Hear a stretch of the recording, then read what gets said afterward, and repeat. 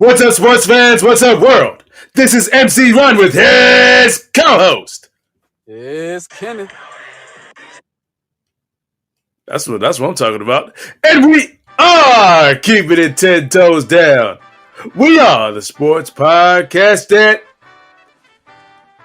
enjoys March Madness. Yes, March Madness is still going on. The NCAA tournament is still going on, still going strong. And hopefully everybody's brackets has not been busted. So with a quick KJ, how good is your bracket doing? Man, after that first day, we were smooth. I had like 95%. You know what I'm saying? I was good. I was like, okay, I'm in the money. Now I might be down to like 70, 60. Yeah, I think you're actually still better than me. But at the same time, I can't pronounce the college's name, so I call them Duce because that's what it looks like. But they was the first team to bust my bracket. But I had North Carolina playing against Michigan State, and I had North Carolina winning. That right there is what I care about. Yep. And my final one, I'll let y'all know what that is a little later. I had the same thing. I did have North Carolina and Michigan State matched it up. Because it just made sense. It just made sense. I like Illinois. I like UConn. All that good jazz. Yeah, but I don't follow. I always wait till like the Sweet 16 to really start talking about college too. You know what I'm saying? Because that's when it gets spicy. Real good. Yeah, but I don't really follow college basketball like that. Like the last time I really kind of like actually wanted to follow college basketball is when when Zion went to Duke. I'm like, because I heard about all the Zion hype when he was in high school. So I'm like, you know what? I gotta really watch this guy play basketball. So but I think outside of that, have not. I mean, I'm probably now that I guess Cooper Flag is going to Duke. Boo. I'm gonna have Cooper Red Flag. I know. I mean, anytime you go to Duke, you a red flag. Exactly, man. Like, why not? Like, but why? speaking of Duke, yeah. Go ahead. I was like, UNC is like down the road. So I know 8 miles down the road. Exactly. It's right. It's right there. It's right there, bro. You could have used that education and went to a better school. But speaking of like Duke and North Carolina and all of that, this is the first time I think since 2015 that Duke, North Carolina, and NC State are all in that Sweet 16. Great job, little brother. And y'all know I'm from the Carolinas, so I got to shout out all of the Carolinas. Can't be just biased all the time. But Clemson in there too. Ooh. Who would have thunk? Well, UNC is kind of like that's a basketball state. I'm just saying, North Carolina's a basketball state. Yes, it is. Yes, it is. Even one of our greatest athletes of all times, in Julius Peppers, still play basketball in North Carolina. Exactly. Yeah, and he also went to a Sweet 16.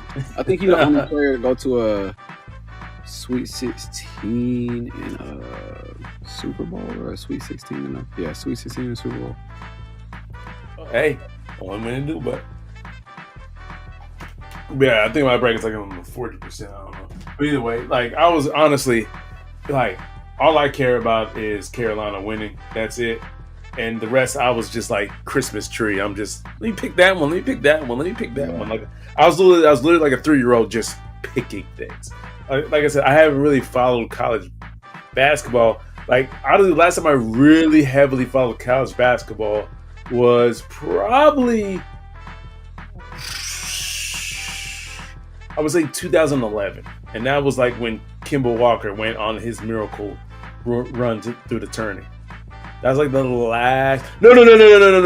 2012. because that was the year with Anthony Davis. That was the year that I got the Final Four like all correctly. Like I kid you not. Like you can ask my boys Cam, everybody. Like I literally in 2012 I predicted the entire Final Four correctly. And the thing is, what was crazy about it is that I was going to choose because it was Kansas and Kentucky in the final.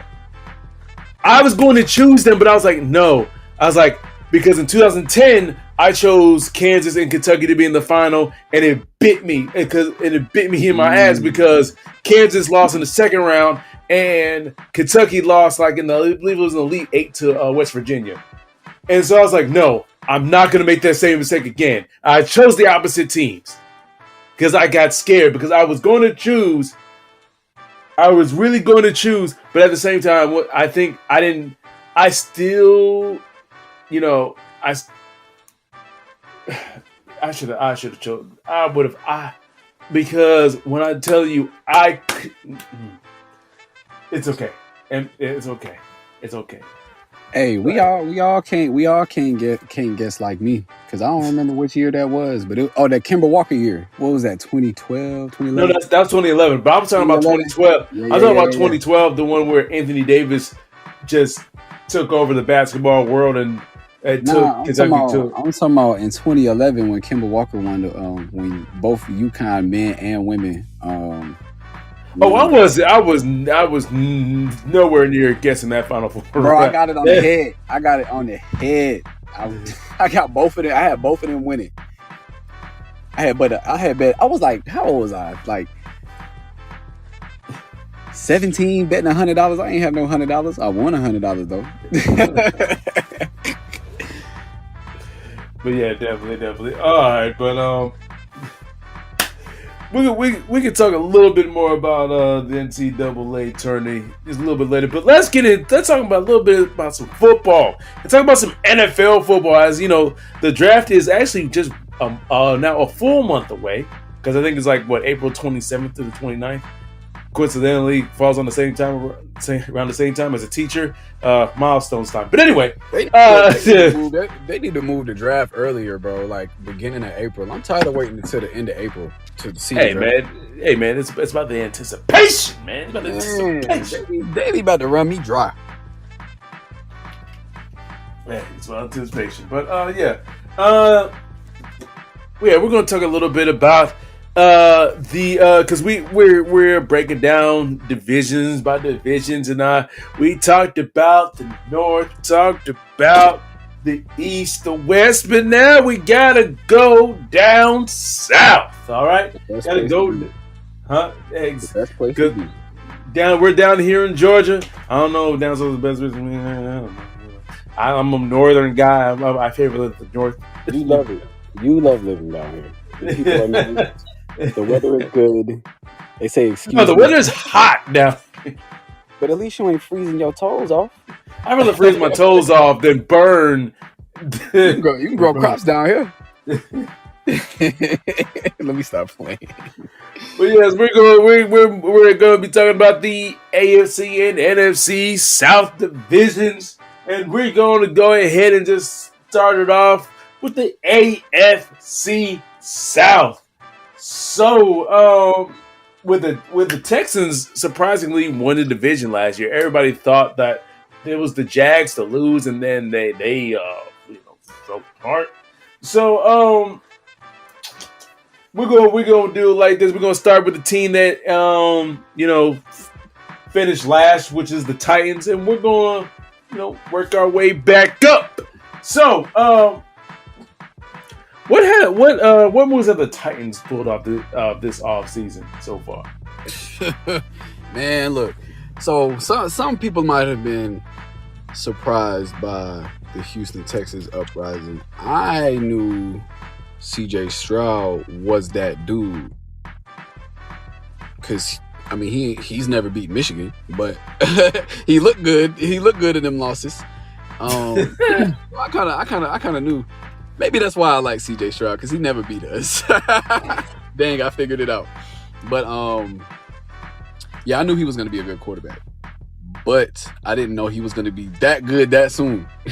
So that kind of did shock me by winning the division. I would have thought like this year would have been like, okay, this the year he's going to go off and break records in X, Y, and Z. But nah, sometimes it just happens. Like sometimes it just happens. So now he did all of that. He may not replicate, but he's going to be very, very good next year.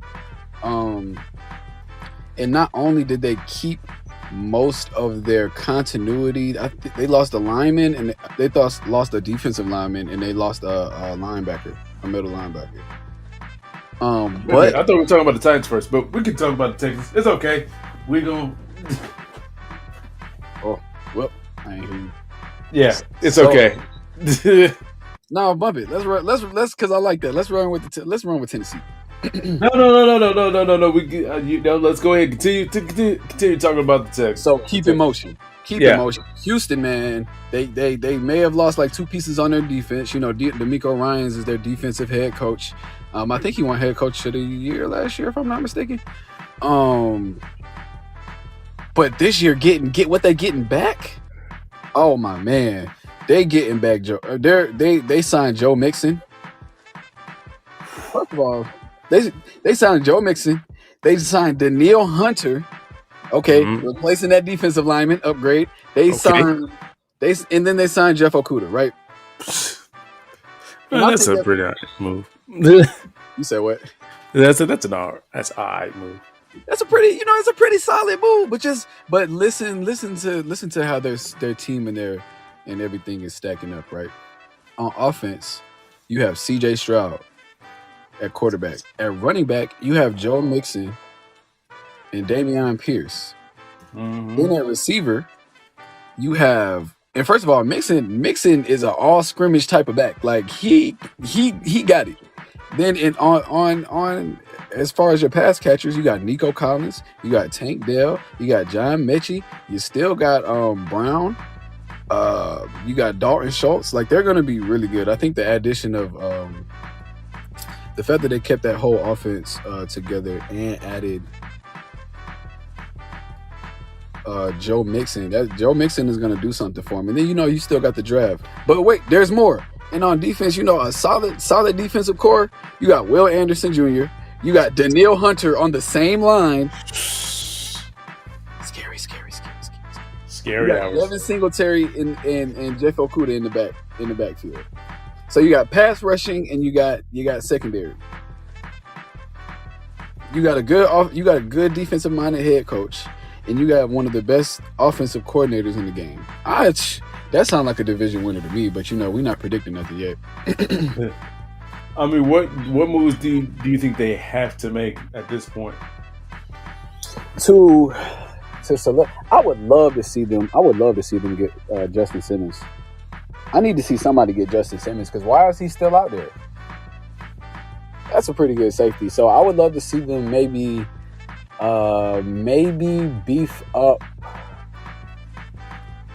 I love when teams beef up their offensive line, but so outside of the offensive line, they maybe get get another safety, maybe get another linebacker or a receiver.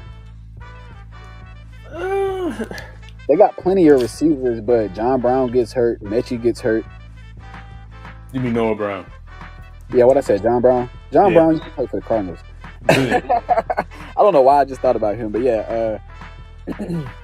But even Nico Collins get hurt. They're all hurt. So I feel like they have weapons. They maybe need a little bit of stability in maybe the receiver, linebacking, safety core.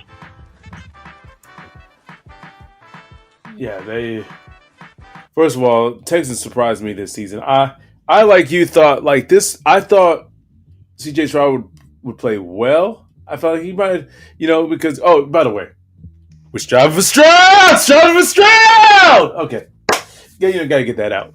But always gotta get that out. But yeah, because we strive for Stroud on this podcast, unlike the Panthers. But anyway,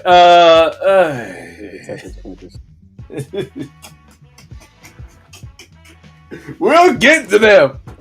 But it's like they have they shocked everybody. It looks like they have the foundation of everything they need. Like you said, because at this point they just need to make these a couple like these minor moves to like beef up like an offensive line, maybe the linebacking core, maybe add a piece in the secondary. Like they just need to add just complementary pieces that because they pretty much got the core. You see, you got your young quarterback. You got your head coach who looks like who's going to be do well. You got receivers. You got everything that you look like you got everything that you need. You got once again got your franchise player on defense and Will Anderson. That's what it seems. You just need to make those complementary pieces. That's what look. That's what it looks like. The Texans need to do just to show up everything to truly because they not only made the playoffs, they won a playoff game. Facts. So which means like if they didn't play Baltimore.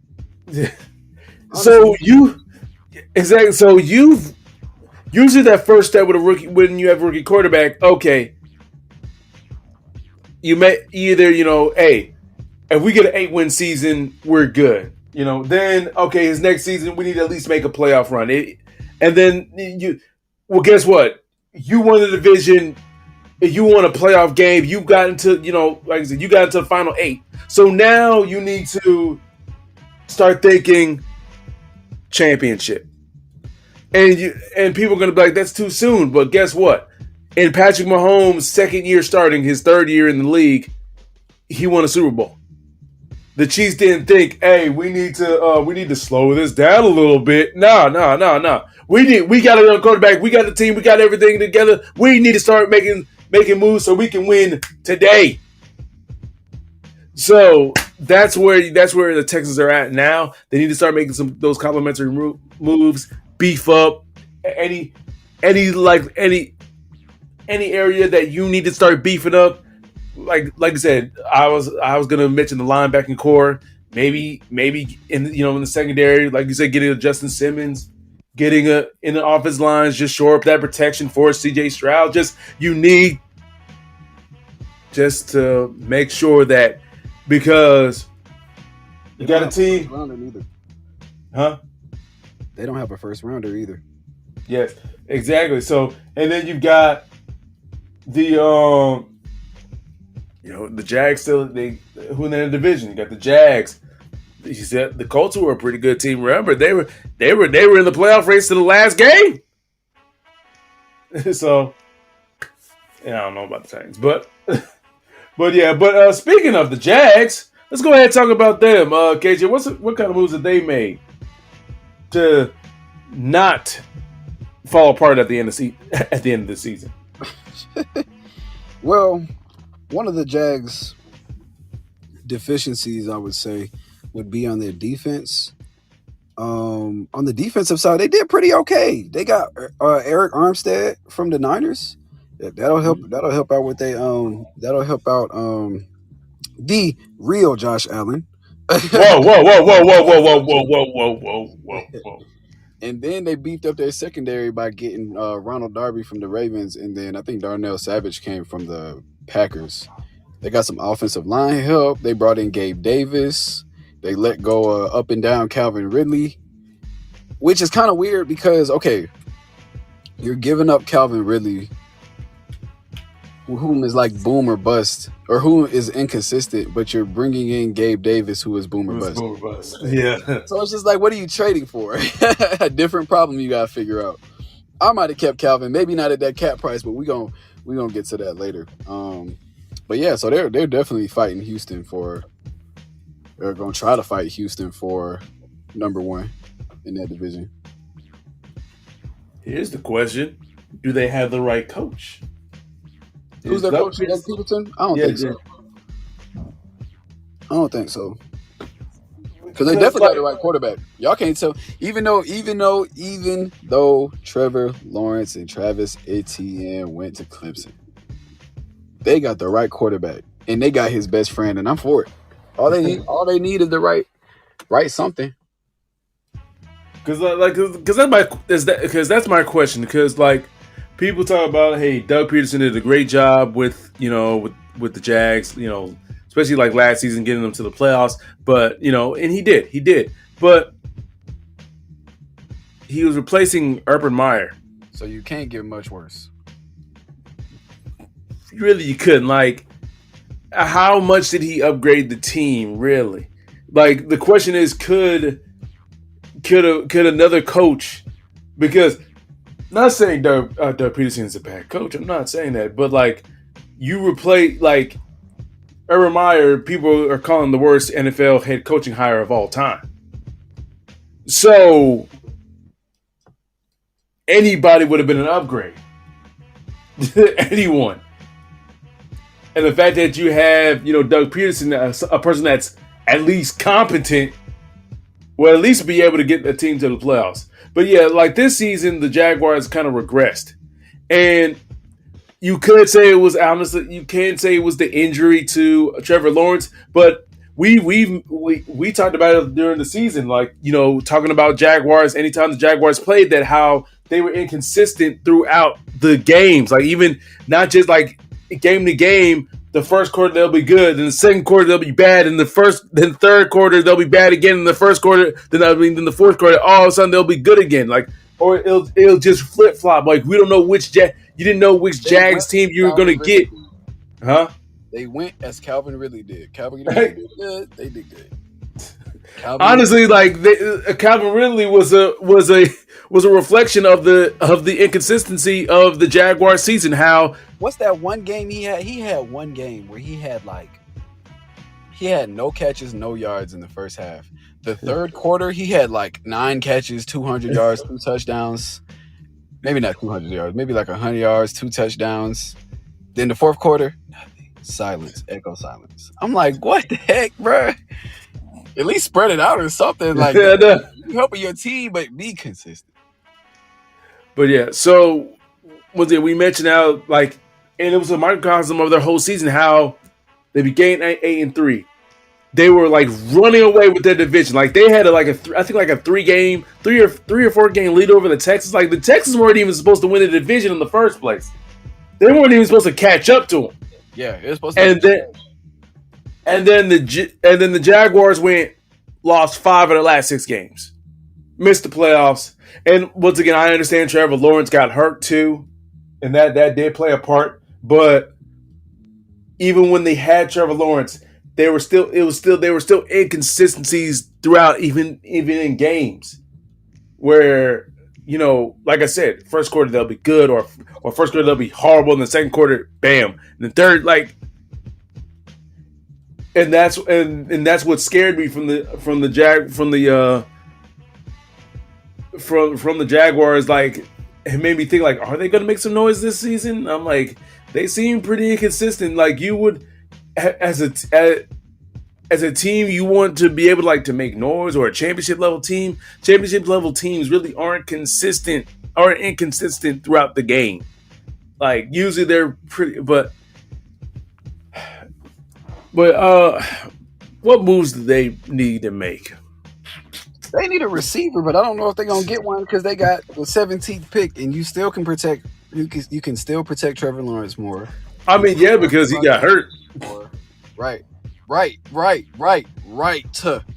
What they need to do is fix their medical staff, because why on earth is your star quarterback limping off the field with a hurt ankle? Get that man all the way to the tent, bro. Get that man. I mean, not to the tent, to the training room. Get that man a cart. I don't care if he tells you no. Tell him no. You paid the check. Exactly. What the heck, bro? I understand he's trying to be a man. He's trying to be tough. Listen, I'm a quarterback. I'm a football player. I can walk off. I'm a football player, but your ankle is also broke. So sit your behind down. I know. And you're also a human being. You're not God. Okay. They need somebody grandmama up in there. That's what they need. Get everybody right. I feel like they'd be okay. But they help their defense out, so maybe get a little offensive help. I mean, do you think they need to bolster their cornerback help, their corners too? Because I don't heavily pretty good cornerback. Yeah, he can play on the outside, and he's really pretty good on the inside too. So, I said, I'm not I don't know too much about the Jaguars. Like I said, don't heavily follow them. So Maybe Micah Hyde go there. Micah Hyde out there. I like him as a safety. Him and Darnell Savage. Well, if Micah Hyde is healthy, yes. Everybody out there is either old or hurt. Like Stephon Gilmore, Earl Thomas. Not Earl Thomas. What's his name? Jamal Adams. Yeah, the best in the nation. I'm dead. That's what he said in his intro. I'm the best in the nation. Yeah, you're also undeployed. But let me not. But yeah, I think I don't know about the Jaguars. I don't have. I was high on them at the end of last season. Now I'm not as such. I've got to see. But however, a team I'm a little bit higher on is the team that finished right under them, which is the Colts. The Indianapolis Colts. So, KJ, what moves have they been making? Man, I'm not high on the Colts at all. I actually am way lower on the Colts than I am on the Jags. I don't know how they did what they did last year. I really don't. And I don't know how they're going to repeat it because Gardner Minshew not there no more. Yeah, they brought in Joe Flacco, but I feel like that year for Joe Flacco was kind of fluke. Joe Fluco? Who used to call him Joe Fluco? Man, Skip Bayless. Bro, that was a bar, Skip. I know we ain't rocking with you no more, but that's a bar. That man is Joe Fluco for real. But now they're good. They were good at re-signing Pittman. If they didn't re-sign Pittman, they definitely would not even sniff the playoffs. Wouldn't even sniff 500. But I still don't think they're going to. I think they're going to be. I don't even know if they're going to sniff 8 games this year. I like Jonathan Taylor. I like Michael Pittman. I like Anthony Richardson. I got to see it from Anthony Richardson. He's looking more of like a really big. I'm gonna run it. He looks like a 2-guard playing quarterback. I'm gonna run it and I'm gonna dunk it off, or I'm gonna do something. You know what I'm saying? I'm gonna do something fancy, and y'all gonna be like, ooh. But I'm not feeling the Colts. I'm not feeling them at all. Listen, especially if the only moves are Joe Flacco and Michael Pittman. So you only got one player, and he's 37. I am a believe. Well, first of all, I mean, yeah, it is weird how the Colts end up with 9 wins. Like people thought the Colts were this was a rebuilding year for them. So like Colts are going to have like 4 or 5 wins, but as long as Anthony Richardson showed promise, we're going to be fine. And Anthony Richardson did show promise in like the 4 games he played. Then he got hurt. Now they just got to hope that he's not injury prone. This season, honestly, let's be honest. This season for the Colts is coming up. The season coming up for them is all about making sure that it really actually isn't about them making the playoffs. Really, it's really all about making sure that Anthony Richardson can play a full 17-game season without getting hurt, and that he develops. That's the two things. That's the 2 things that you need to make sure that happens. Everything else is kind of secondary. All right, everything else is kind of secondary. You need to know that that this is our guy for the long haul, and he can stay upright for all 17 games. All right. Because if he can't, honestly, it's not even that he can't. He can't keep running like he does. He's not Cam Newton, and you don't want to be Cam Newton. Cam Newton already happened. We saw what happened with that. Yeah, his shoulder ended up after like. And didn't he have a shoulder injury? Yeah, after like 7-8 seasons of him constantly knocking into that shoulder because he was running. Anthony Richardson, didn't he hurt his shoulder? I think he hurt the shoulder. That's why he was out. See, can't be Cam Newton. Yeah, let the GOAT be the GOAT. First of all, Cam Newton was the GOAT of what? I would take Cam Newton's game over anybody. In one game, I'm taking Cam Newton. Maybe not anybody. In one game, over Rodgers, maybe not. Maybe not. I gotta think about that one. It depends on what the game is. No, I'm taking Rodgers over any quarterback to win one game. Give me Aaron Rodgers. I really would take Aaron Rodgers over. But anyway, people were like, "You take Aaron Rodgers over Patrick Mahomes?" I'm like, y'all really let recency bias. Y'all really just let recency bias just really cloud your brain and actually forget. But anyway, But yeah, this season is all about big. I'm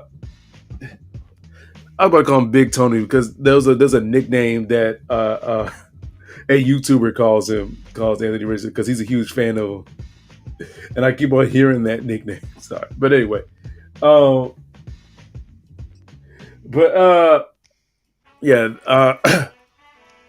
this season's all about Anthony Richardson. All right, and the fact that you're able to re-sign Michael Pittman. How about your young quarterback? Make sure he develops. Everything else is secondary. That's what this season is all about for the Colts. If y'all want to try to make the playoffs, fine. If it happens, whatever. But that's what this season is all about. And making sure that you make sure, and because the Colts have a pretty good offensive line, especially with Quentin Nelson. I think they have got a couple other good linemen there. You may want to add another receiver outside of Michael Pittman. You need to add another receiver. Huh? You need to add another receiver. Yeah, definitely. You still got Jonathan Taylor there as your main running back. You may want to now because I know they ended up losing. I forgot their was it Zach Moss? Was their running back? Yeah.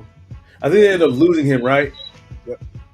Yeah, so you might want to because we don't know the health of. Because honestly, Jonathan Taylor's been getting hurt for these past few seasons, so you might want to get a backup running back for him too, just so you can spell him. But yeah, just making sure get a receiver, maybe get a backup running back, maybe even add another lineman. Yes, I understand you got the defensive side of the ball too, but we're really Colts fans. You should just be is Anthony Richardson our franchise quarterback? That's the question that should be answered by the end of the season. Not did we make the playoffs? Not can we win the Super Bowl? None of that. The question that needs to be answered at the end of at the end of next football season is Anthony Richardson our franchise quarterback? And if that question is not answered, or if it's no, y'all might need to start looking for another quarterback, like soon. Because I definitely think y'all reached. Now look, let me ask you a question. And then let me say something and we can move on to the next team. Yeah. The Colts are picking at number 15. Yep. The best thing that they can do for a quarterback like this, speaking as a Carolina fan, is get him a tight end. Right? Because Cam Newton had Greg Olsen. Mm-hmm. Cam Newton needed Greg Olsen. True. Woo, buddy. But at 15, I don't know if you can get Brock Bowers, but if you can find a way to get Brock Bowers, I think that would significantly help y'all. I don't know if he's gonna fall past 10. If Brock Bowers falls to the Colts, Indianapolis Colts. No, look. If Brock Bowers falls to you at 15, you better be like, I'm talking about the owner, Jim Irsay, better be running up to the podium. Listen, we are picking Brock Bowers. All right? Like, don't even wait for Roger Goodell to announce the pick. Just be like, we're picking Brock Bowers. You know what I'm afraid of, though? You know what I'm afraid of, to kind of get off topic? This is the thing that I was going to say. If Brock Bowers falls past number 10 and falls past the Colts at 15 and lands his ultra-talented behind at number 18 to the Cincinnati Bengals, I swear for God, I would be terrified. I would be so scared. Could you imagine Joe Burrow, Jamar Chase, T. Higgins, and Brock Bowers? First of all, they don't do that. That's a jump man game. Just throw somebody gonna catch Brock Bowers is not gonna. There were times during this college football season I said Brock Bowers just may be the best player in college football. Thanks. There is no way a talent like that is making it past 10. If he makes it past 15, I'm going to slap somebody. I think Jettis was in the low teens when he was drafted. Well, no, Jettis was in like the 20 something, but that's different. Like because Justin Jefferson, as a prospect coming out of college, was looked to as like a top 20 pick. He wasn't, or 25 pick. He wasn't looked to as, hey, this guy is a top 5 pick. It was Jamar Chase as a prospect coming out of college was looked to as more highly than the Justin Jefferson. It just so happened that, because remember, I think during that draft, CeeDee Lamb was because that was the same draft with CeeDee Lamb. I think CeeDee Lamb was looked to as being better. I forgot there was another one. My brain is leaving me. I forgot who else. Of course, the Philadelphia Eagles chose Jalen Reagor over Justin Jefferson. But not John Ross. He wasn't looked to as being better in that draft. But it'll come to me. It'll come to me. Somebody else. So it was somebody. I said somebody else. It was some other people.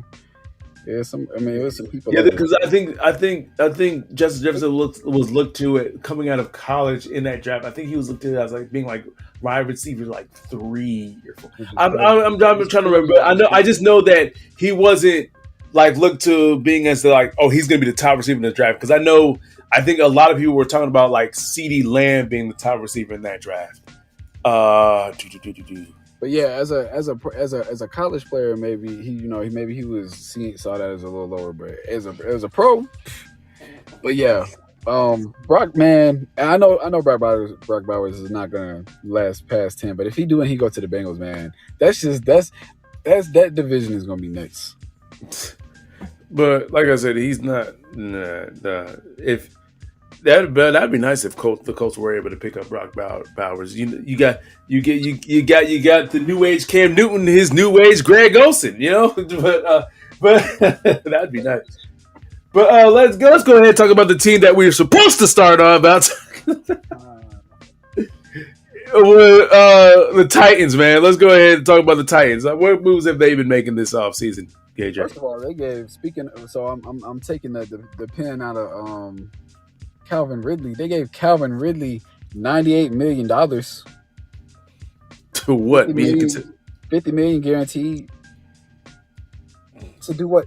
Be inconsistent.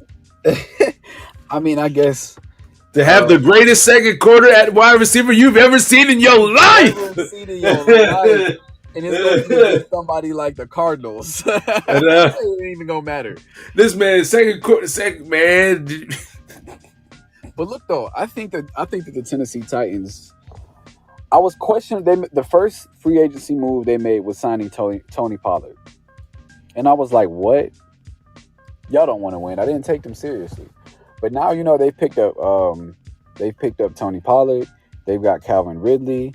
They got Mason Rudolph as a backup quarterback. I guess he can mentor Will Levis. But then on the defensive side, you picked up Kenneth Murray. You picked up Awuzie. You picked up Lloyd Cushenberry. You picked up L'Jarius Sneed. I don't know. I think that's a low key good free agency haul. I really don't know. I'm about as sold on Will Levis as I am on Anthony Richardson. But if Will Levis is anything good, they might be all right. They actually might be third, they might be second. If that comes together. Also, just real quick sidebar. First of all, to correct myself, John Ross was not in Justin Jefferson's draft. Second, there was another fast guy. It was Henry Ruggs. But that was the guy I was thinking about. Also, Jerry Jeudy was the guy who was looked to as wide receiver 1 in that draft class, and then it was CeeDee Lamb, then Jerry Jeudy. It was some people were talking about them 1 and 2, and then it was Justin Jefferson being the third best wide receiver. But turns out that was actually it's kind of funny how so wrong. Yeah, but sorry, KJ, but continue. Sorry. Yeah, you're good. So yeah, I think that I don't know. First and foremost, I should have started off with this. Tennessee Titans, I really want to thank y'all for blessing us with Derrick Henry. I appreciate you. Y'all not gonna be that great next year. Y'all not gonna go to the playoffs, but good luck. But yeah, I think their defensive moves are pretty solid. I think their offensive moves, if they click, can be pretty solid. You hear all that question mark talk because Calvin Ridley is inconsistent and Tony Pollard is not number one. He's good, but he ain't number one. Maybe they're trying to push the ball down the field and play solid defense. That's what I'm seeing. Because Tony Pollard is fast, Calvin Ridley can stretch the field. I don't really know who Burks. I don't know if he's that great, but they got another receiver over there, and I think they got another year of D-Hop. You think they got another year? I was gonna say what? I forget. And they also replaced Mike Vrabel. I forgot who they replaced him with. Oh my god, I can't believe who their new coach is. I don't know, but he ain't going to the playoffs neither. That's what I know. Hold on, let me see the Titans' new coach. Because you know we got it. I have to know this. I think that I don't know. Maybe I mean I think that if Tennessee is picking number six, I believe, or 7, I don't know if you still go with Joe Alt or get a receiver because you could snag a receiver, sneak a receiver out of this one. So maybe definitely some offensive help, but maybe some protection for your quote unquote future quarterback, and maybe some Calvin Ridley insurance. That sounds good. Brian Callahan. That's who their new. They are pushing the ball down the field. That is an offensive coordinator. Yeah, they pushing the ball down the field. They said Will Levis got a cannon for an arm. We're gonna see how far he can throw it. Definitely. Oh, and who's Brian Callahan, the offensive coordinator of? The Bengals. That's what I'm saying. Yeah, that definitely.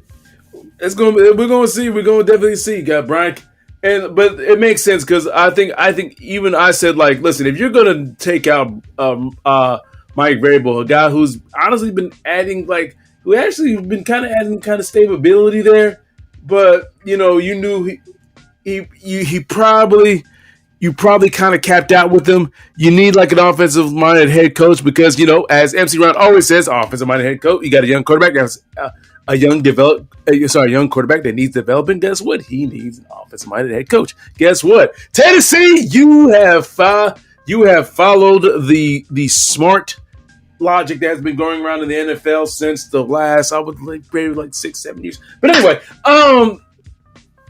yeah. But actually probably longer than that. But yeah, they got Calvin Ridley. Like you said, they're trying to push the ball downfield. They're trying to see. They're also trying to answer the question: hey, is Will Levis our franchise guy? Basically the same thing with the Colts, Titans. It's the same thing with you. You need to answer forget about making the playoffs. Forget about all of that. All right. You need this question answered. Hey, is Will Levis our franchise guy or not?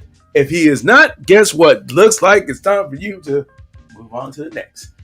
Now, he did have... Huh? I said, and just like the Colts, they would have also reached on him. I don't think reached because Will Levis was a 2nd-round pick. But a guy that, remember, before the draft, I think I had him going top 5. I predicted him to go top 5. Crazy. And he dropped all the way down. So, for where I projected him to go, kind of got him for a steal a little bit. It wasn't a reach. Just say. But yeah, you need to answer that question. And you still got D-Hop there. He may have a season left in him. I do not know.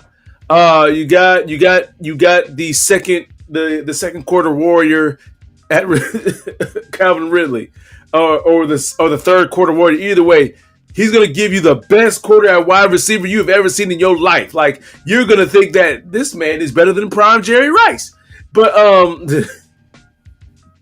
in Calvin Ridley, you drafted Treylon Burks. Honestly, this just proved one thing. And guess what it is, KJ? What is it? They should have never gotten rid of AJ Brown. Should have never got rid of AJ. You had AJ Brown and Derrick Henry, and you broke that up. Get out of here. And like, because I always never understood that. Like, why do you get rid of a receiver just to replace him with another one? Like, I understand it worked with the Minnesota Vikings when they got rid of Stephon Diggs and actually got a better receiver in Justin Jefferson. You can argue with your mama in the wall about that. He is.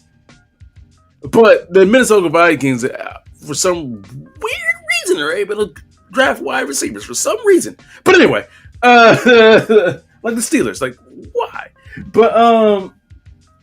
But yeah, but yeah, they should have never got rid of AJ Brown. They should have just imagined if they would have kept AJ Brown with a quarterback like Will Levis, with a strong arm quarterback like Will Levis who wants to throw the ball deep. Come on, man. But yeah, because now you're in this position where, hey, we need more weapons. Look at that. If you wouldn't have gotten rid of your big weapon and AJ Brown, maybe you wouldn't have to. But anyway, but yeah, that's the question y'all need to answer. Once you answer that question, then you can work on defense and all that. You can actually work on getting a playoff level. But you need to answer that question, because if that question does not answer, it does not matter what team you build. Though I am of building a good team, then getting your franchise quarterback. I am of that, because that way you ensure your guy is actually successful, i.e. Patrick Mahomes, who got drafted into a playoff team, to a 10-win team, a team that was all automatically solid and good with a solid head coach in front office and all that. Now but anyway, but it is what it is. It is what it is. But yeah, it's gonna be this AFC South is gonna be pretty interesting. I think it's just gonna be a 2-horse race between it looks like really between the Jags and the Texans, and we're gonna see who comes out of it. But let's go to the other South division. All right, let's talk about the NFC South, and let's talk about David Tepper's Panthers. KJ, get it right. Let's talk about David Tepper's Panthers until he sells the team. At this point, bro, please. Somebody give it to a fan. See, now you know how I've felt for over 20 plus years of Dan Snyder. Welcome to my world as a Washington Redskins. So thankful I have a second team. I'm so thankful I have a second team. Because I would be miserable. Apparently, you have a second team too in the Bills, but it is what it is. But yeah, man, Carolina, they did kind of okay. I'm not really mad, for real. We did give up Brian Burns for a second and a 5. Maybe we might use our 2 seconds to get up in the first. I don't know. That won't help. But we did get Deontay Johnson from the Steelers. Appreciate that. We really helped out Bryce Young. Booster seat, Bryce. Said Bryce Young's booster seat, baby. But anyway, right. Yeah, we got him 2 guards and a tackle. You know what I'm saying? We already had some pretty okay offensive linemen, so we got him a little help. We brought in Ashawn Robinson from the Giants. That's gonna help out a lot on the defensive line, and then we brought in Jadeveon Clowney. That's a personal home hitter one, because he did graduate from the University of South Carolina, and now he plays for the Carolina Panthers. So this is a homecoming for this man. Though the Panthers play in North Carolina, but it's okay. But they practice in Spartanburg. Carolina, well, they're the Carolina. Yeah. Well, they don't practice in Spartanburg. They training camp in Spartanburg. Quick question though, so do North Carolina, like you as a North Carolinian, do you feel like the Carolina Panthers are y'all's team and not South Yeah, Carolina's team? yeah. So I try not to in life. I try not to have biases, but with North and South Carolina, you just can't help it. Like I feel as though, sorry to the rest of my family, I'm the only one from North Carolina. North Carolina is the superior state. We got all the teams. We got more capital. We got better cities. So basically, the Carolina Panthers belongs to y'all, not South Carolina. Yeah, even though, it should really. We all think it should really be the North Carolina Panthers, but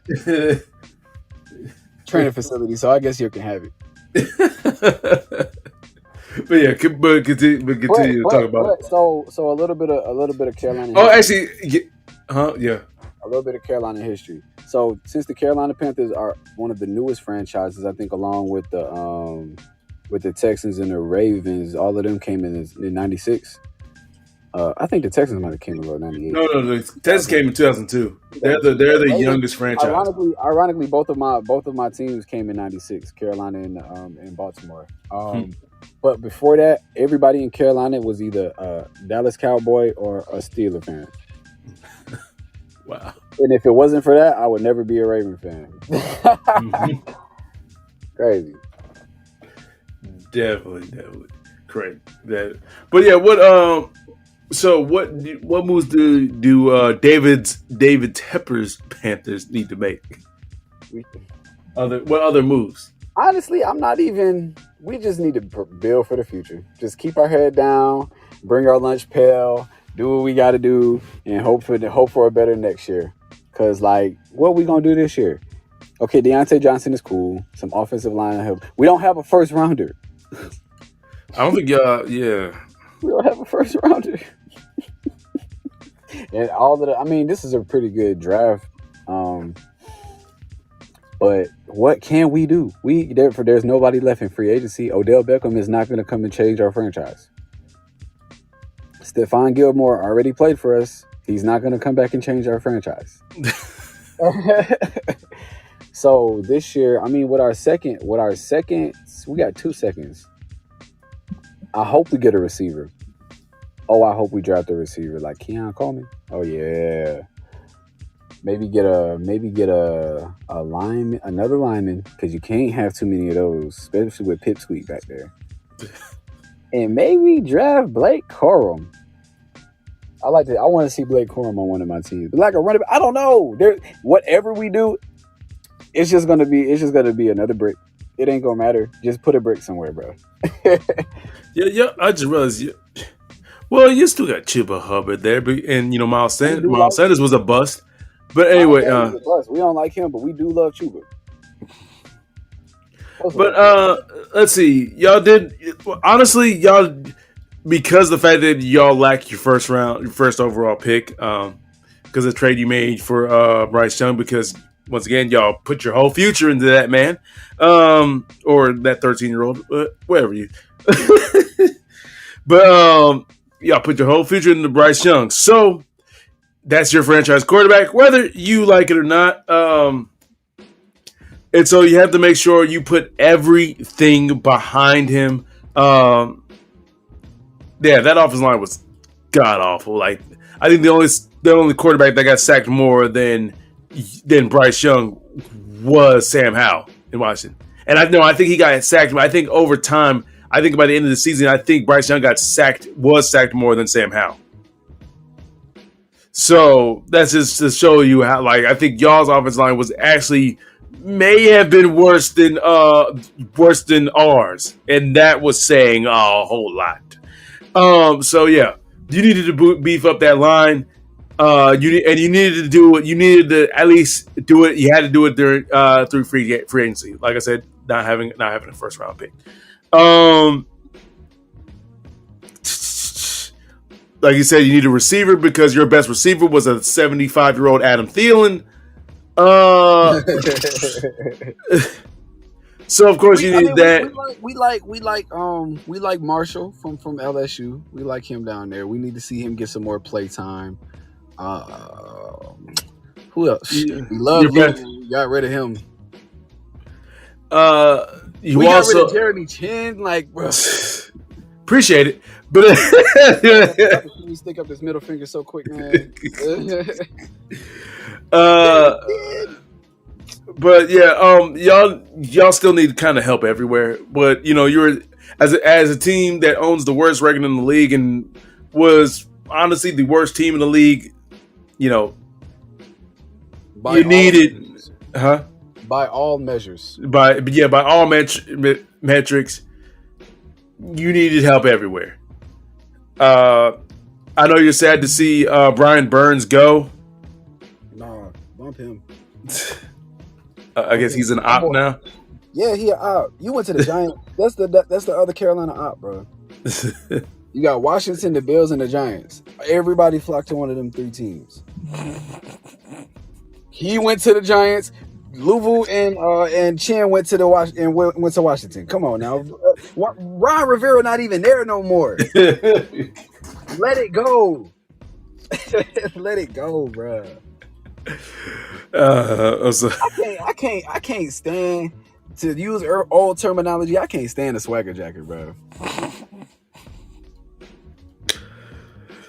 But yeah, y'all just need help everywhere. Like I said, receiver, you need maybe get another running back, defense, everywhere. You can fill holes everywhere. The thing is, people are already calling Bryce Young a bust. Once again, you're putting Bryce Young in a situation where he was set up to fail from the get-go. So I'm not calling him a bust by any stretch. I gotta see more. I gotta see more because if he's behind the worst offensive line in football, arguably, because my Commanders are up there too, but who knows? But yeah, if he's behind the worst offensive line in football, with once again no wide receiver help, how was he gonna succeed? But let's go ahead and talk about, since we're down here in Georgia, let's talk about the Falcons, man. Let's talk about the Falcons.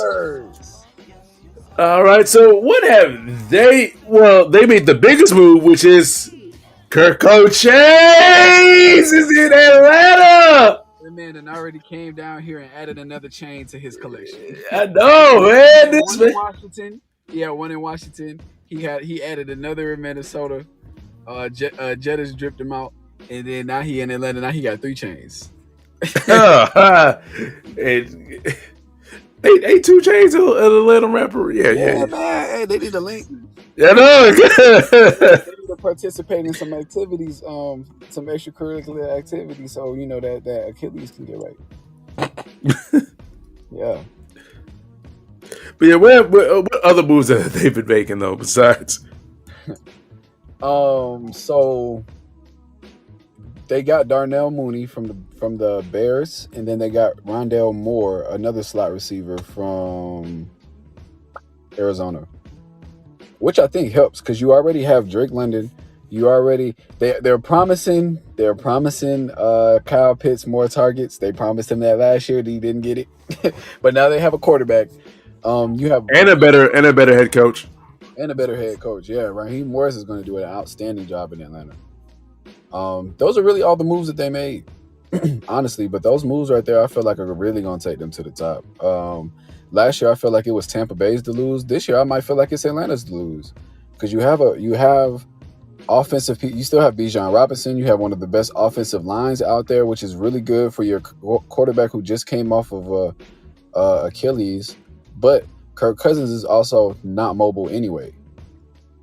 So you putting him behind the offensive, you putting him out there is not going to change his game too much. And he has a good offensive line to keep him upright. And if the game gets too dicey, guess what? You got Bijan Robinson and who's their other running back? I always forget his name. Tyler Algier. Tyler Algier in the back. Drake London is like 6'5". You got 2 slot guys who are really fast. So I think they're going to look great. I think really the only moves that they need to make for real is maybe. Oh, they definitely need defensive line help. They need to invest heavily in that in the draft, and they got the number 9 pick, so they're going to have their pick between Dallas Turner and I think Jared Verse. People are saying. But yeah, Atlanta looked good. That short that secondary like they always have to do. Yeah. I mean, they definitely shored up their offense, especially getting, Kirko Chains. And once again, I understand. I've said this on the podcast before. Sorry, people who wanted Justin Fields. I think it's the reason why a lot of AT aliens wanted Justin Fields because they wanted to relive that Michael Vick experience, like in Atlanta. I understand. It was from Atlanta. Huh? He's from Atlanta. He's from Georgia. I know, and they want to relive that. They wanted that new age Michael Vick experience. But guess what? At the end of the day, did that Michael Vick experience lead to a championship? No, it did not. All right, sorry. That's why Matt Ryan's the best quarterback in the history of the Atlanta Falcons. But anyway, you can tell. First of all, you said ATL. That's how I know you ain't from Atlanta. Yeah. No, I'm not. I'm not gonna make no. I make no calls about it. I am from the DMV. All right, that's my birthplace. I claim that. All right. But Matt Ryan mediocre behind better than Vic. No way. Vic set himself up. If Vic never got in trouble, bro, Vic would have took them somewhere. I know it. Yep. Took him right to the first pick of the draft. But anyway,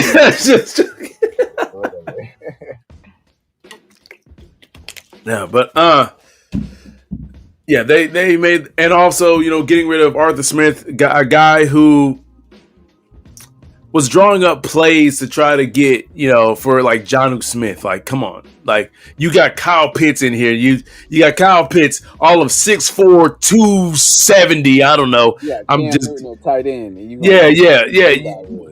Like I said, you got a guy, and I don't think he's 6'4". I think he's probably like I think he's like 6'5", 6'6". Either way, you got this giant human being that runs a 4.4 at the tight end position, and has hands. And you're just let's not use this guy in the red zone. Even though he's a matchup nightmare for any person, any DB or linebacker that he's going to go up against. Let's just not use him.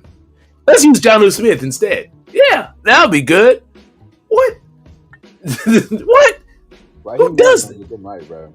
So just imagine now Kyle Pitts for the first time in his career has a competent quarterback throwing him the ball. And yes, I understand. I think he had his first year was with Matt Ryan. Matt Ryan's last year, but Matt Ryan's kind of flashed by that point. But anyway, but yeah, he's got Kirko Chains throwing in the ball. If Kirk Cousins is healthy, but as I believe he's going to be, this might be the breakout year for Kyle Pitts. It might be the breakout year for Drake London. You've already mentioned all the moves, like their offense set.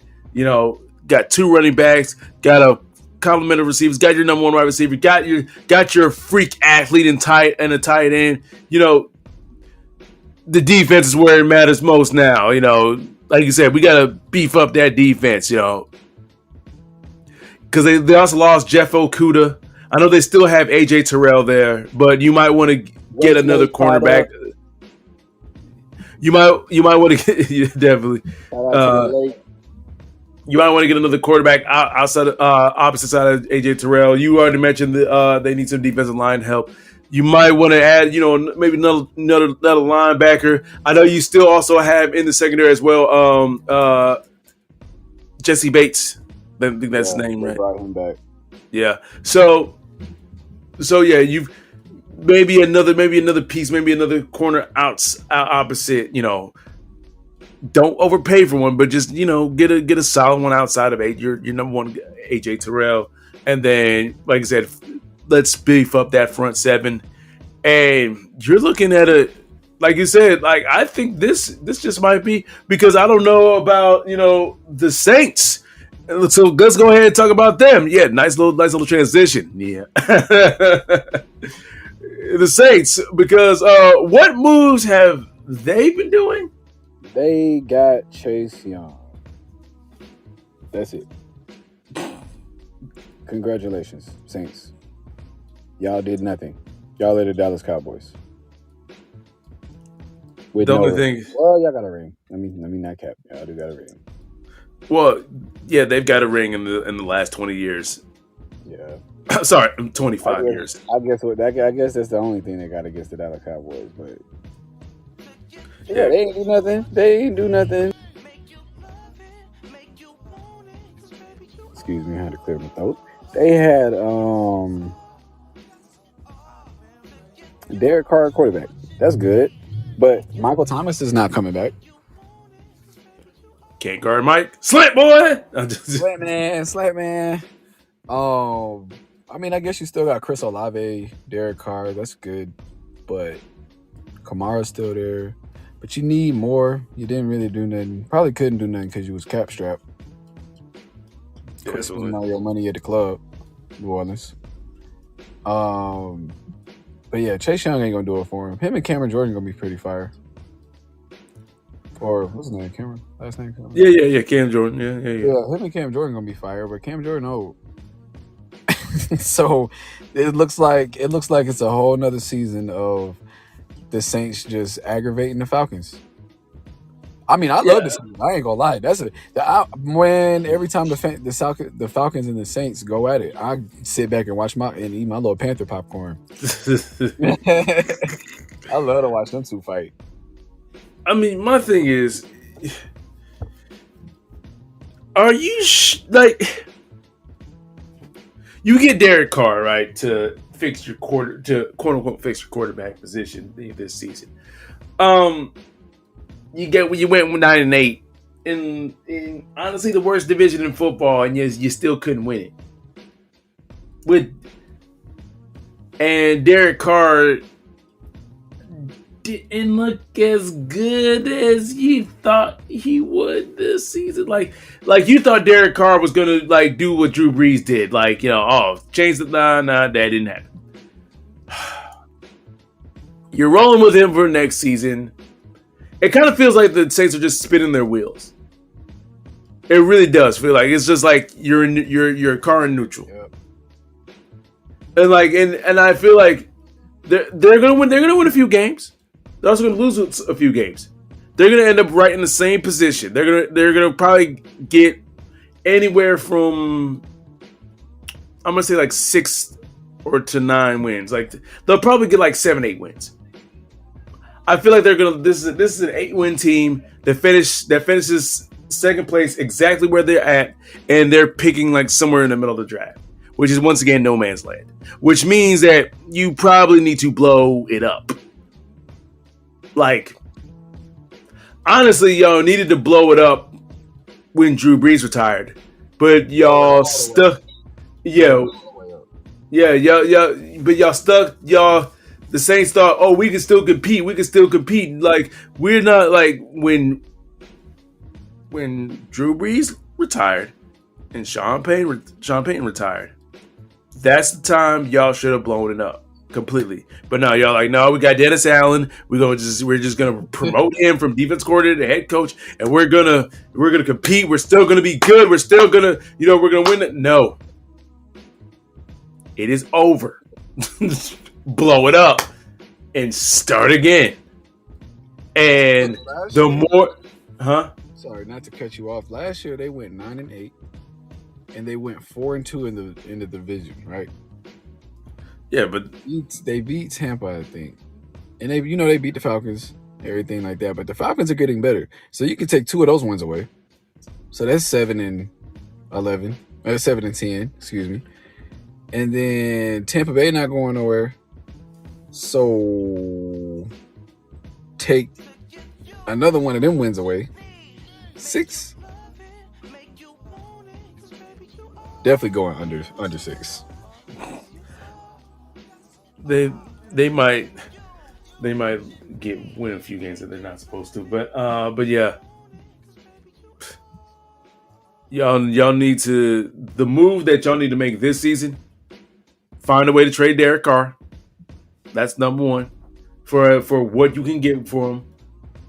And then you need to just let that tank just need to tank.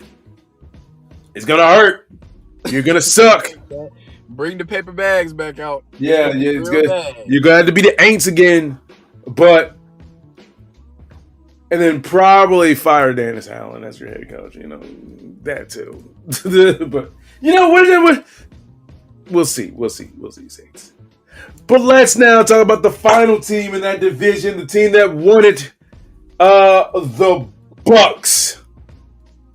So, KJ, what have they been doing this offseason? They did absolutely nothing. Woohoo!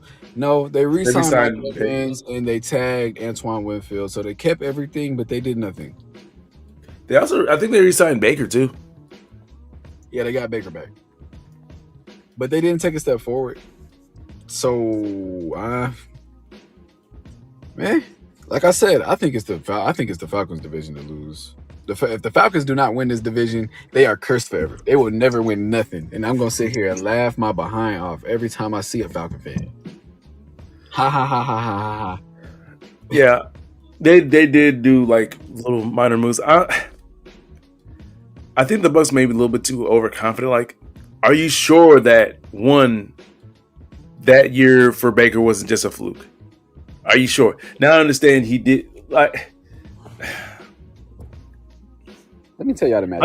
I'm not saying it is. Believe me, I'm rooting for Baker. I really am. But are you sure that wasn't like Baker does this, bro? Mm-hmm. Does this? Baker is a quarterback. That is a construction man. That's a quarterback posing as a construction man. He more like the plumber. He's more like the plumber, dude. I don't know. But I don't know. Baker just got it. He got it. You know, he got it. He has it enough to like win y'all a whole bunch of games and be relevant. I don't think he has it to like go through the playoffs or nothing like that. But I don't know. We'll see. We'll see. This is.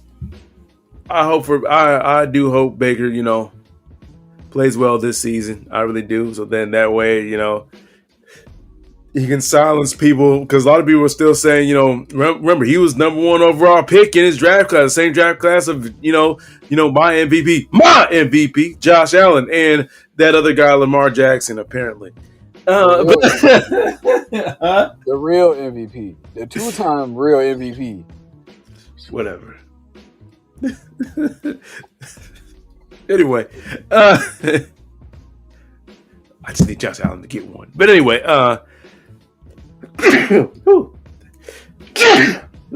but yeah, that's what you get for BSing. Get that BS out your system. But yeah, that's. I just want to see. Yeah, I just don't know. I just don't know about the Bucks. I just don't know. They might. Woo. They might take a step back. Like I said, like what the Falcons did this offseason just got me like, yo, like, but they also might experience that same old Atlanta Falcons bad luck. That's also true. But that is it for our division by division talks. We have talked about all 8 divisions. It's going to be an interesting NFL draft. It's going to be an interesting 2024-2025 NFL season.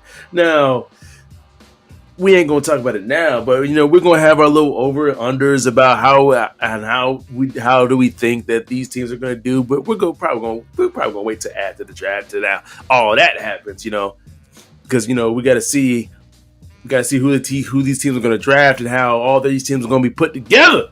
So, but something else happened in the NFL world, though.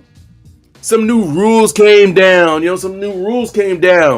And we're going to talk about the kickoff rule on another podcast, because MC Ron don't really, you know, I know about it, but not too much to talk about at this point. But I do want to talk about the NFL banning the hip drop tackle. So, KJ, how do you feel about this NFL ban of the hip drop tackle? Personally, I don't really know. I've been seeing a lot of people like, oh my god, we're going to flag football. We're about to go. We're making a game where I hear that every year. I mean, the game's still pretty alright, I guess. I don't know how you expect people to tackle from behind now. Maybe this is the ooh. Ooh, I don't want to jinx it, but dang. So you can't follow me, y'all. You can't hit. First of all, I want to say that the hip drop tackle. When I first heard the news, I was like, okay, cool. That's good for people's ACLs.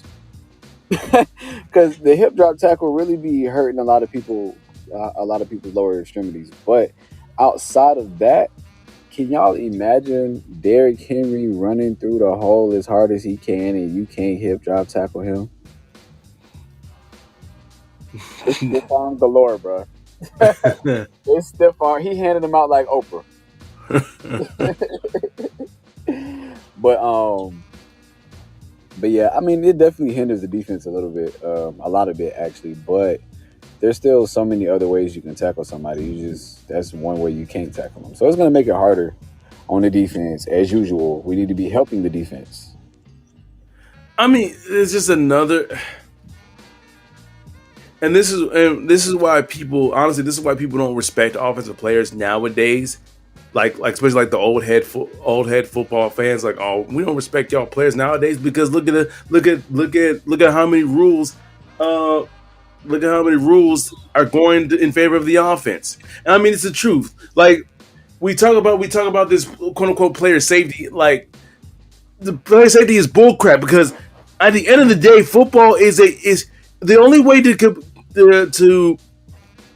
only way football is a contact sport, which means injuries are naturally going to happen. You cannot, no matter what you do, as long as people are going to be contacting with each other, you're not going to. I understand about limiting concussions, all that, but you're not going to stop injuries. You never will. You never will stop. And the reason why I'm saying this because. You know it, KJ. I know it, and all these football fans know it. That all this is just it's bullcrap. It's just another way to let's make sure we can score more points. Because at the end of the day, because if you really want to talk about player safety, why don't we outlaw a stiff arm? Because we're trying to get. Are we trying to protect against concussions? Why do we still have stiff arms? Yeah, because the offensive player is literally putting their hand inside it on another player's helmet, and then knocking him into the ground. I don't hear no ban for stiff arms. What about protecting defensive players? Or like JJ Watt brought this up, and I brought this up on the podcast as well. What about those little cut blocks that the offensive lineman does at the defensive lineman's knee? Or how about sometimes that the offensive lineman will prematurely block defensive players on screens? Why aren't you heavily calling those, huh? Because I've seen where plenty of plays where offensive linemen will prematurely block a defensive player. But y'all not a little ticky tack about that either, aren't y'all, refs? Aren't you, NFL? Don't y'all? I saw this in a TikTok comment, and I think I forgot where I saw it as a comment, and I 100% agree with it. That the NFL does not care about player safety. They just care about the optics, how it looks. And because defensive players have more of a license to, knock somebody out on a football field, the optics look, it doesn't look as, it looks violent. It looks too violent. That's what got that football fans in the first place. Exactly. Why do you think like when I was in high school, all my friends we were on YouTube. The early days of YouTube when there actually wasn't any ads. We were on YouTube. What were we looking at when we were greatest hits?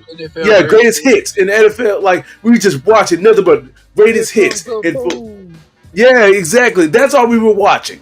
That's what got us into watching football. And I understand, like we don't want to you know, celebrate or sensationalize, you know, these big hits and people getting concussions. But honestly, at the end of the day, football is a gladiator sport. It's a contact sport. So at the end of the day, I am sorry, people go to watch people knock their get hit. Yeah. You don't go watch a boxing event and they boxing with pillows, do you? Exactly. Like exactly. You don't go to boxing. You don't go to exactly my point. You don't go. You don't go to an MMA match and wanting to watch them do a tickle fight. Right. Like, because that's what it feels like you're doing, NFL. Like if you really want to stop these big hits and all that, just turn the NFL to the turn into flag football. But you don't want to do that because that's gonna we need to have some kind, because that's gonna mess up your bottom line.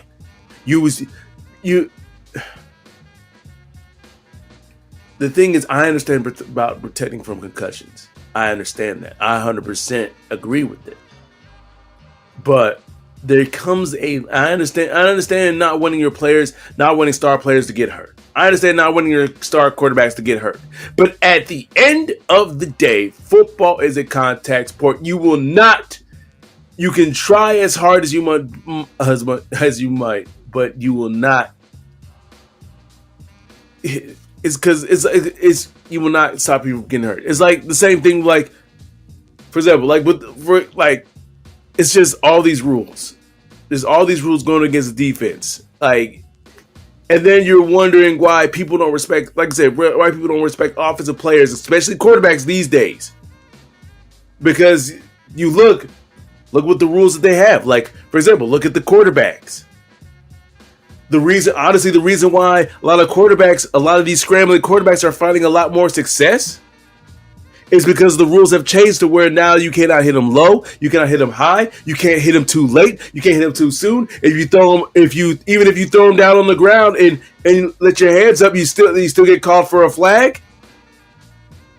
And so now defensive players are thinking more instead of actually reacting more, because playing defense is more reactionary. Believe me, as a guy who played cornerback, I sucked. Believe me, wasn't a good one. But as a guy, I'm sick and tired of guys. That is 1,000% reactionary, because you're not looking at the quarterback. You're playing the receiver. Yeah. So whatever the receiver do, you got to mimic with an equal and opposite action. Exactly. Like, playing defense is strictly reactionary. You're reacting to everything the offensive does. Playing offense is a little bit more mental, because you got to say, okay, what's the defense doing, and we've got to what's my steps looking like, what's my timing, where my hands need to be, where do I need to be, am I on the line? Defense, you just out there like, all right, let's wing it. Yeah, let's figure it that out. was just wing it. Like, you have your scheme and all that, but you still got to react to, okay, what is the offense? Because once the offense moves, you've got to make a move to counteract that. All right, defense is a strictly reactionary, and the more you think, I have to think on defense, the more you're going to get beat. Believe me, my football coaches tell me the same thing. Like, if you ever got to think, if the moment you think, you have lost. You have lost.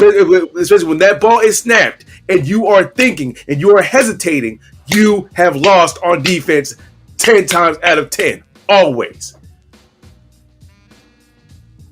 But and you got these owners. A lot of these owners have not even played football in their life, making these rules. Played a sport in their life. And you got them making these rules. I'm not gonna say all these owners, because I think Jerry Jones played football, so I think at University of Arkansas. But you got a lot of these owners making. When Jerry Jones played football, 1900. Yeah, no, it was like that don't count. Yeah. But yeah, you got a lot of making rules, and this is why like the Players Association, Players Association, NFL Players Association don't have no power. But anyway.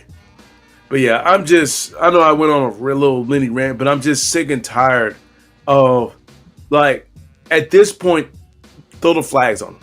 And if you really want to protect, if we're really, because the NFL owners and everybody keeps on saying, oh, this is for player safety. Then if this is truly for player safety, outlaw the stiff arm, outlaw the cut blocks on defensive linemen. Oh, you're not going to do that. You're not going to do that. But yeah, but anything you have to add to this, KJ? Sorry, I'm just. Nah, like I said, I think people's ACLs are gonna rejoice, but outside of that, run Lamar, run Derek, run. I like that better. Run Derek, run. Yeah, we'll see when you see how you feel when your defense is letting Saquon Barkley go for 80 yards. But anyway, go for 80 yards as long as Derrick Henry goes for 81.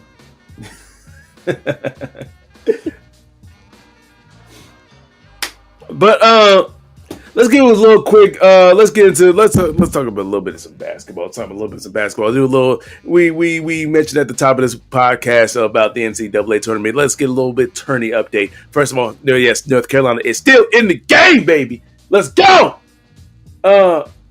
Anything you want to talk about as far as the NCAA tournament, KJ? No, I think we hit it on the head in the first part of the podcast, man. Shout out to the Carolina teams for still. 4 Carolina teams being in the Sweet 16. Now, is it going to stay like that? I don't know. I don't want it to because Duke need to lose. But Nah, see, okay, so I'm gonna go ahead and expose my bracket a little bit. I had Clemson winning their last game. Who did they play last? Excuse me, I had to clear my throat. They played Baylor. People had Baylor up. I was just like, nah, man, Clemson gonna get them. I don't know what it was, but Clemson gonna get them. And Clemson is up on Arizona right now too. Okay, they may move on. UConn is beating San Diego State. We expected that. They're gonna move on. I guess another one of my teams gotta bounce out a Alabama team in the playoffs. So North Carolina, we gotta play them. We play them at 10 o'clock basically. What is a 9:39 tip off at? That's such an odd number. That's so weird. But anyway. Hey. Yeah. But then, I'm kind of looking at Gonzaga and Purdue because people be sleep on Gonzaga. I feel like if you pick against Gonzaga in a tournament, you're messing up. They do good in all the. You're playing with fire, man. That Mark Few. All of the tournaments. I don't care if it's the Maui Invitational. Mark Few. That's one of the greatest coaches in college football. College basketball. Yeah, Gonzaga is they scary. They be beating North Carolina in the Maui Invitational. And Wax in Michigan, I'd be like, dang, why we gotta always play Gonzaga? Can we play somebody else? But yeah, so that Gonzaga Purdue game would be interested in that. But to reveal my final pick, obviously, I treat a little bit, but I ain't really treat too hard. But I had Duke and North Carolina meeting each other in the final, in the NCAA championship. And I had okay. I don't know. Once again, you and I have synergized, I guess. But anyway, so in one of my I think in one of my second chance brackets, I filled out a second chance bracket. I think I filled out 5 of them. But in one of them, I had Duke and North Carolina in the final. I'm like, yes. And I had Carolina winning. You think I would have Duke winning over North Carolina? You God, I don't care. But anyway, but yeah, there is a huge part of me that wants to see Duke and North Carolina in the final college basketball needs it. I know because got bounced out by some scrubs. So who else college basketball gonna lead on? Kansas not in here. We ain't mentioned Kansas not one time. Yep, exactly. Because I think it was the year that we ended Coach K's career. Was that last year or was that 2 years ago? No, that was 2 years ago, and I think that was the first time I think UNC and Duke actually met in the NCAA tournament. Was that? I think that was the first time. Was it? Or was the first time they met in the Final Four? First time they met them. Honestly, don't give me the line. I feel like they might have met. No, that's definitely the first time they met in the Final Four. And I think it was the first time they also met. We met them in the tournament. I don't want to lie. We're never on their bracket. Yeah. For some weird reason, they always want. They know what's up. They know they get a chance to have the North Carolina and Duke in the championship, man. Honestly, I think that's the reason. I think that's the reason why college basketball wants to see. But college basketball wants to see North Carolina and Duke in the final in the championship game. I need it. We all need you could put Kansas and Kentucky anywhere. You could put Arizona and Gonzaga anywhere. But North Carolina and Duke, we cannot. Our only opportunity to meet needs to be in the championship. You know how you know how hype of a game that would be, bro. That exactly. North Carolina. That would be rivaling Michigan and Ohio State. Exactly. Like, come on, man. Like, I need that. Honestly, that's what I don't forget. What any of the other brackets I have filled out, I need Duke versus North Carolina. I don't care. Listen, my bracket's already destroyed anyway. I just want to see it. This is the personal MC Ron bracket wants North Carolina and Duke. And does that mean I have to? I'm not going to root for Duke. I'm just going to. I don't know. I'm just going to say good luck. We're going to hope they don't lose. Yeah, exactly. There we go. We're just going to hope they don't lose. We're not going to hope they. I'm hoping for in the Final Four. Yeah. I need to see North Carolina versus Clemson, and I need to see North Carolina State versus Duke. That's what I need to see. All Carolina Final Four, and then North Carolina and Duke going on. Yeah, but definitely. But come on, North Carolina. Come on, UNC, baby. Yeah, in that way. Just imagine. Just imagine if UNC and Duke meet them in the championship game, and then UNC wins. You will not hear the end of it. Duke. Never tell us nothing. That rivalry is over with. That rivalry talk is done. Done. I don't care how many national championships y'all have. I don't care about none of that. We beat y'all in a national championship game. Head up. At that point, buddy. Yeah. That's what I needed. we Cooper Flag might flip his commitment. I'm just joking. I think he signed to Duke, but he might get a lawyer and be like, "Listen, can I unsign for y'all and sign?" How much of my NIL money I gotta give y'all? No, but yeah, definitely. Just let's go UNC. But elsewhere in basketball news, specifically in the NBA. The real NBA championship is going on. Hey, am I hearing myself back? But the real NBA championship is going on between the Detroit Pistons and my Washington Wizards. Well, sorry, your Detroit Pistons, KJ, and my Washington Wizards. So, we're going to go ahead and predict this game, the battle at the bottom. KJ, who you got? You know who I have. I have the team with the most talent. We're not the team with the most wins. No. That's y'all. But we the team with the most talent. So of course I'm going with Detroit. We are the best of the worst. Don't ever get it twisted. But I have some questions for you. What? What you think their point total gonna be? Well, first I got your Pistons also beating my Wizards. And I think I said I got it 117 to 109 in overtime. I would love to see overtime. I got 123 to 114. I think we gonna run it up on y'all. I think K gonna have a Cade gonna have a 27-point double. Duran gonna have a double. He might have a 19-point double. And I think I don't even know who's starting. I think Ivy gonna do something. Kuzma the might thing have is, 30 points. and you know what's crazy? That we had a 3-game winning streak that ended last night. We lost to the Nets in overtime. We lost to them. It was like 122 to 119. We lost to them by, but it's okay. Whatever. It is what it is. Like the fact that we like went on them like a mini winning streak just so we can like get behind your Pistons, or get ahead of your Pistons is like funny. But I still of the belief that we are the worst team in basketball. Do not get that into twisted. We just have a better record than y'all for some odd reason. But don't worry.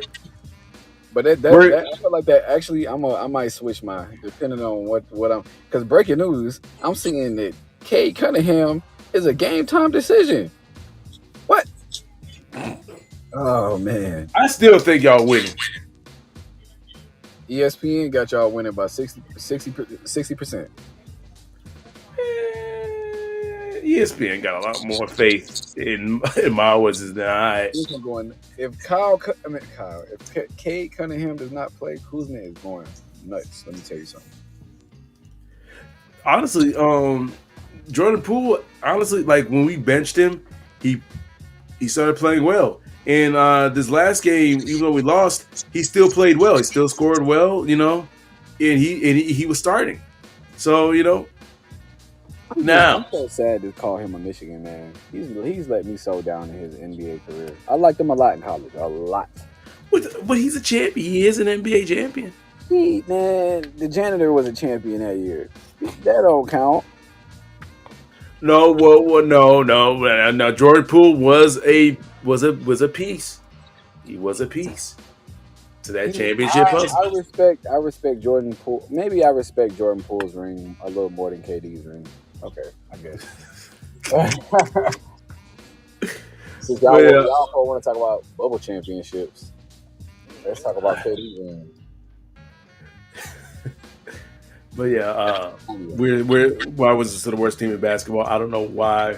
I don't know why we thought a duo of Kyle Kuzma and Jordan Poole was ever going to work. Like that never was. And the moment that happened, I said, KJ, you remember? I said on the podcast, I'm like, we're going to suck so bad, but we're going to be putting up both. They're going to put up like 30 shots a night. And only make like 5 or 10. But we're going to end this podcast like we always do with our last second shout out. So, KJ, who in the sports world do you have to shout out? Well, since we just got done talking about the North Carolina Tar Heels, I want to go ahead and shout out my Tar Heels for yet another week because we have the most Sweet 16 appearances by any school ever,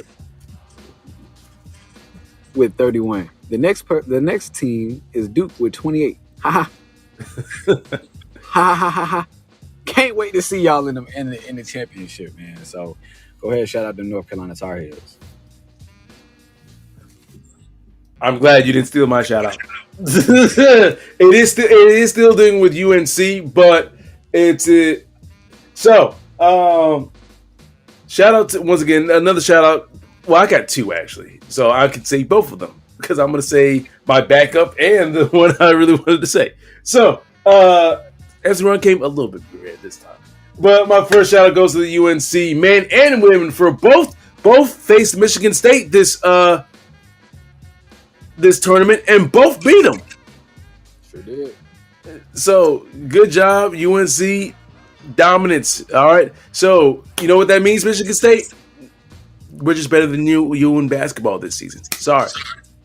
And y'all still tethered to Draymond Green. Ha ha. I know we got Jordan Poole. That kind of sucked. We on the wrong end of a punch, but y'all got Draymond Green. And my second shout out goes to Louis Rees-Zammit. He's a rugby star that got signed to the Kansas City Chiefs. It was during like the NFL's international like kind of thing with their like it's basically how the Eagles got what is it, Jordan Mailata, their offensive lineman, same little pipeline the Chiefs going to. They say it looks like he's either going to play running back or wide receiver. The guy runs a 4.43 40. He looks like he may be another weapon for Patrick Mahomes, which like they need it. Like they need it. I'm gonna be just so afraid when they get Xavier Worthy.